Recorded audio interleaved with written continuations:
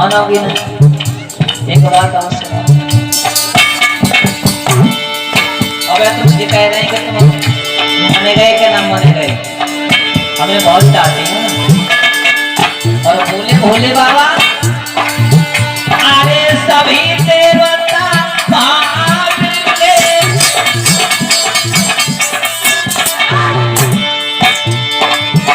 अरे सभी देवता मिलके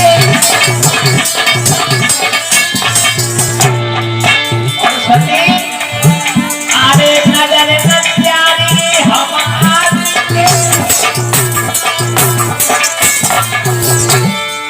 तब के भारी पछताओगी,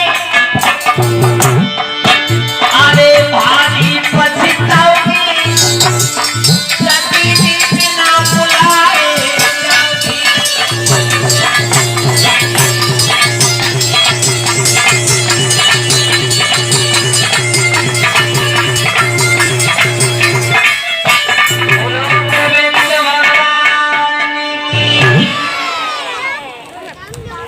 सुख बात है राजन। सुखदेव जी समझाते हैं कि हे राजन परीक्षित, सती जी के बार बार कहने पर जब सती नहीं मानती हैं तो भोले बाबा ने भेज दिया। और सती जी जब गई और जाकर के जहाँ यज्ञशाला थी वहां पहुंची तो बहनें सब आ गई थी, खड़ी हैं, मैया भी है, पिता भी हैं। बहनों ने देखा तो एक तरफ को मुख कर लिया, मैया ने देखा तो एक तरफ को मुख कर लिया, और पिता ने तो बेटी की तरफ नजर नहीं। और पीहर में अगर बेटी की तरफ नजर माता पिता की नहीं है तो उस बेटी का पीहर में कोई नहीं होता। सती ने अपनी नजर घुमाई, यज्ञशाला में देखा सभी देवताओं का भाग है लेकिन भोले बाबा का कोई स्थान नहीं है। सती को दो बात याद आ गई कि भोले बाबा ने कहा था कि तुम वहां जाओगी तो कोई मान सम्मान नहीं होगा, लेकिन वैसा ही।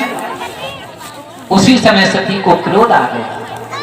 क्रोध आते ही सती जहां यज्ञशाला बना हुआ था जाकर के यज्ञ के पास खड़ी हो गई। कुछ लोग कहते हैं कि सती जी यज्ञ कुंड में कूद गई, ऐसा क्या?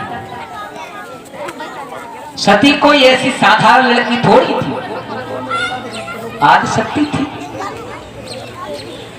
यज्ञ कुंड के पास खड़े होकर के सभी देवताओं को आह्वान किया और कहा, हे देवताओं, चंद्रमा, सूर्य, तारे सब जाकर के मेरे भोले बाबा से कह देना कि भोले बाबा वो बात न समझे, ये सती तो सत्य बराड़ी है और आज मेरे पति का यहाँ पर कोई स्थान नहीं है, मान सम्मान नहीं है।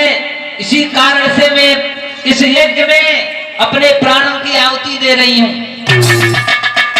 उसी समय सती के हृदय से अग्नि प्रकट होती है और सती के हृदय से जब अग्नि प्रकट हुई तो सती जलने लगी।